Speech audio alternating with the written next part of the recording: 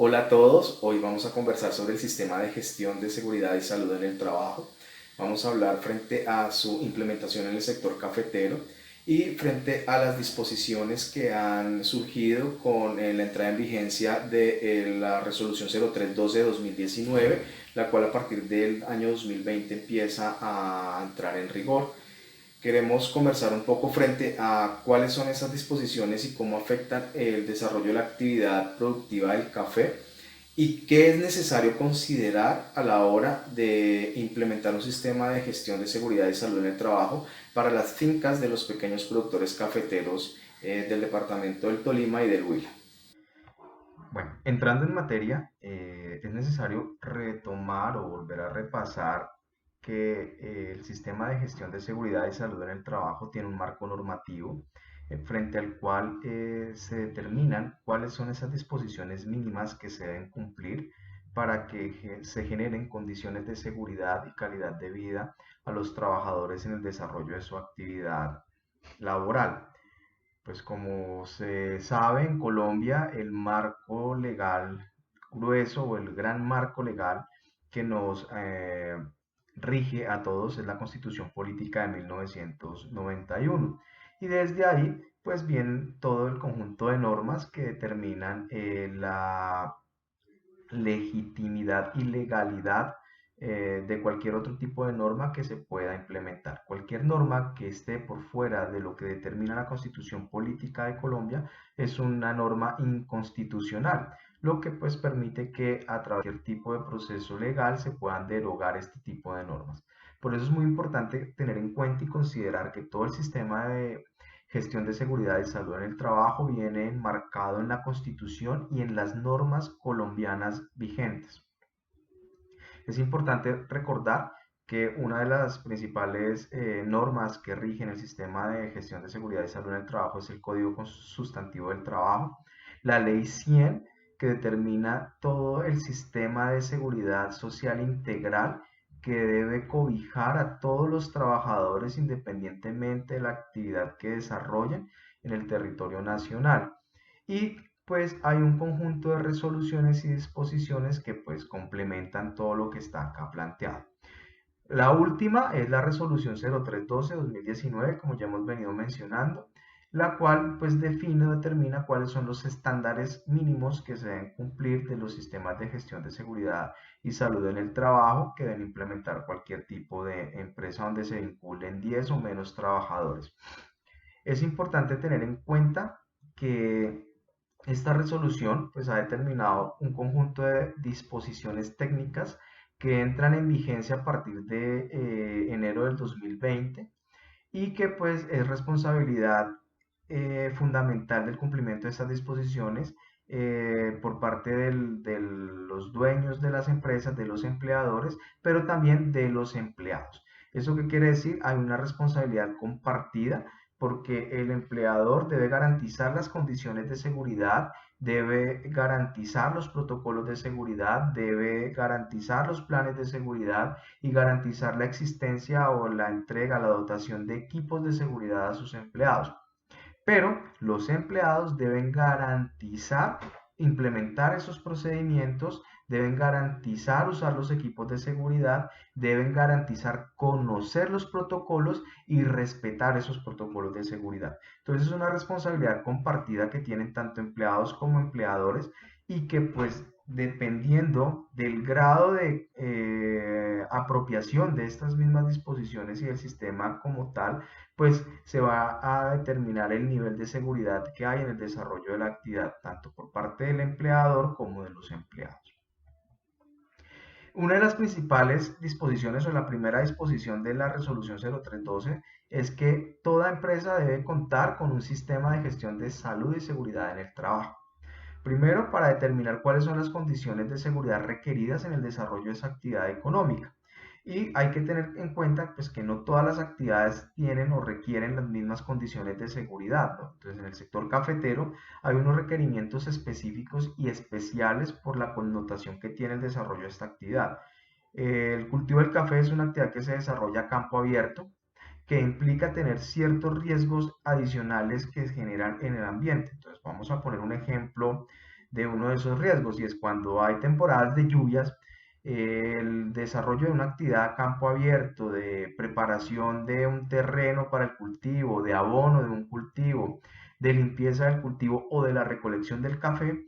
puede generar en temporada de lluvias unos mayores riesgos porque los cafetales se siembran en unas zonas con altas pendientes que pueden incrementar los riesgos de caída o de un incidente o accidente por una caída de un trabajador. Igualmente, al estar a cielo abierto, en caso de las temporadas de lluvias, cuando hay lluvias, es mejor prevenir cualquier incidente por una descarga eléctrica debido a que caiga un rayo en la zona donde están desarrollando la actividad los agricultores. También es importante que se determine en este sistema cuáles son los procedimientos que se deben implementar para prevenir y para atender los incidentes y accidentes de trabajo. Se deben determinar cuáles son los equipos de seguridad que se deben utilizar, y eso depende también del desarrollo de cada una de las actividades. Para hacer el proceso de limpieza del terreno, utilizar una máquina guadañadora, pues se requieren unos equipos especiales de protección para que el trabajador vele por su seguridad e integridad física.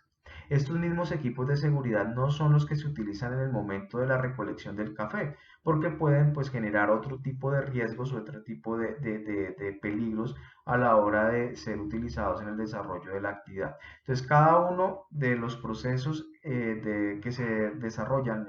en la producción del café, pues van a requerir unos equipos de seguridad que son diferentes y que deben de cumplir con unos estándares y unas normas técnicas mínimas.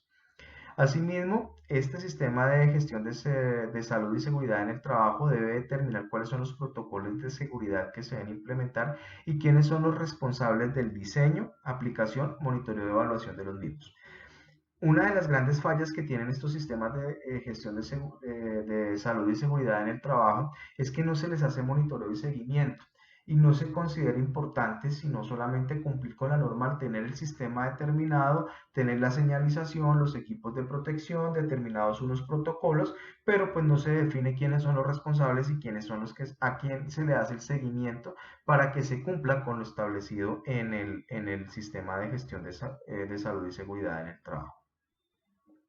De cualquier manera, es muy importante entender y tener claro que el sistema busca siempre la prevención de la ocurrencia de incidentes o accidentes de trabajo, no atenderlos. Entonces, el sistema está diseñado es para buscar evitar que suceda cualquier tipo de incidente o cualquier tipo de accidente laboral en el desarrollo de una actividad económica específica.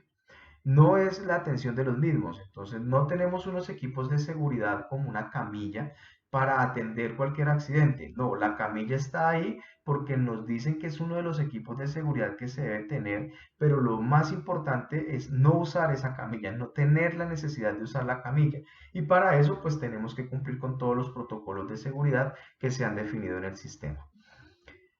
La segunda disposición de la resolución 0312 es que los empleadores deben garantizar la afiliación de los trabajadores al sistema de seguridad social en salud, pensión y riesgos laborales, de acuerdo como lo determina la Ley 100 de 1993, que es la normatividad vigente en la materia.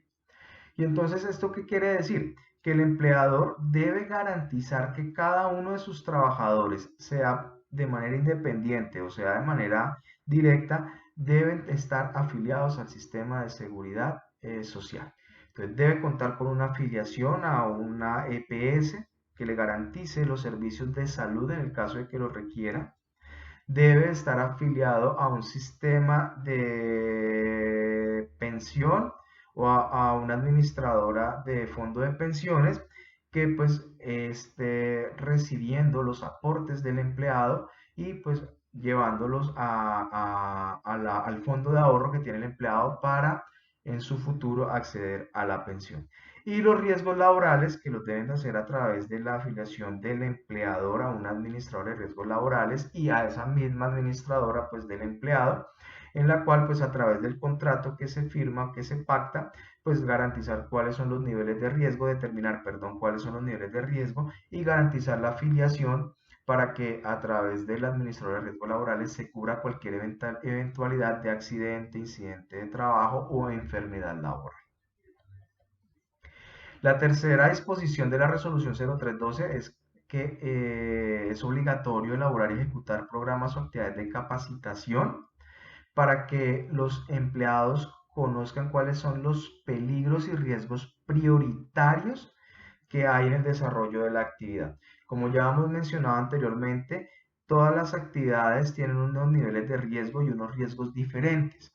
Es importante que los empleados reconozcan cuáles son esos riesgos y conozcan cuáles son esos posibles riesgos a los que se exponen en el desarrollo de su actividad. Y pues la capacitación también debe estar orientado a que los empleados conozcan cuáles son las medidas de prevención y control de esos riesgos. ¿Qué deben hacer para evitar cualquier tipo de incidente o accidente? Y en el caso de ocurrencia, ¿cuáles son los protocolos que se deben implementar para garantizar la seguridad y la integridad física y la salud del trabajador? La cuarta disposición de la resolución 0312 es elaborar el plan anual de trabajo del sistema de gestión de salud y seguridad en el trabajo. Y esto quiere decir que se debe garantizar un plan de acción año a año que determine cuáles son esos procesos de capacitación que se deben desarrollar, todos esos procesos de prevención que se deben desarrollar y todos los procesos de seguimiento y evaluación a los protocolos que se deben implementar. Entonces, este plan de anual lo debe firmar el empleador o contratante y debe contar como mínimo con unos objetivos, unas metas, unas responsabilidades y quiénes son los que las cumplen, cuáles son los recursos requeridos y un cronograma mensual que pues, permita determinar la periodicidad de las acciones durante el año de vigencia de ese plan. Otra de las disposiciones de la resolución 0312 es la realización de las evaluaciones médicas ocupacionales. Estas deben de ser de manera obligatoria, al menos a la entrada en vigencia del contrato, al momento en el que se vincula al trabajador al desarrollo de la actividad y en el momento de la salida del trabajador al desarrollo de la actividad. En esos dos momentos mínimo es obligatorio. Eso no quiere decir que no se puedan hacer evaluaciones médicas ocupacionales periódicas, que pues sí deberían de aplicarse dependiendo de la exposición que tenga el empleado o el trabajador a diferentes factores de riesgo, que no solamente lo pongan en riesgo de accidente o de incidente, sino además de la adquisición de una enfermedad laboral. Por eso es muy importante que se hagan estas evaluaciones médicas ocupacionales al ingreso para determinar una línea de base del estado de salud del trabajador a la hora de vincularse a la empresa, al desarrollo de la actividad, pues en el caso que nos atañe a las fincas cafeteras, y otro a la salida para determinar cuál es el estado también en el cual se encuentra el empleado una vez culmina las labores en el desarrollo de la actividad para la cual fue contratado. Esto sirve para llevar un registro que permita determinar si hay ocurrencias de enfermedades laborales por cuenta de las exposiciones a ciertos agentes o factores de riesgo, o si hay algún tipo de accidente en el desarrollo de la actividad para la cual se contrató a la persona que determine algún tipo de incapacidad o discapacidad que al final pues tenga que entrar a ser atendido por parte de la ARL. Otra de las disposiciones es realizar la identificación de peligro y la evaluación y valoración de riesgos con el acompañamiento de la ARL. ¿Y esto qué quiere decir? Es muy importante que se determine cuáles son los niveles de riesgo que hay en el desarrollo de la actividad dependiendo de las condiciones específicas que tiene cada una de las fincas. No todas las fincas tienen las mismas condiciones de riesgos y no todos los riesgos en las fincas cumplen el mismo nivel. Entonces es muy importante poder hacer esta identificación de los peligros de manera particular para cada una de las actividades que se desarrollan en cada finca. Puede ser que la cadena de producción cafetera tenga los mismos pasos, ¿no? Desde el tema del alistamiento del terreno, la siembra del cultivo, el mantenimiento del cultivo, limpieza, abono del mismo, todo el proceso de cosecha y post cosecha,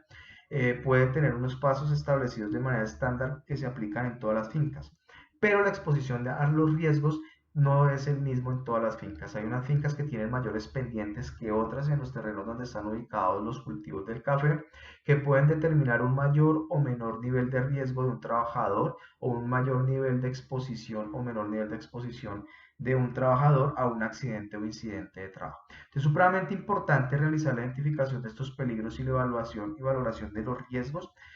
con el acompañamiento de la ARL. Entonces, uno de los derechos que adquiere cualquier empleador cuando se afilia a la ARL como empresa, pues ese es este proceso de acompañamiento de asistencia técnica de la ARL en todo lo que tiene que ver con la identificación de riesgos, pero además con todo lo que tiene que ver con el seguimiento y evaluación a la implementación del sistema de salud y seguridad en el trabajo.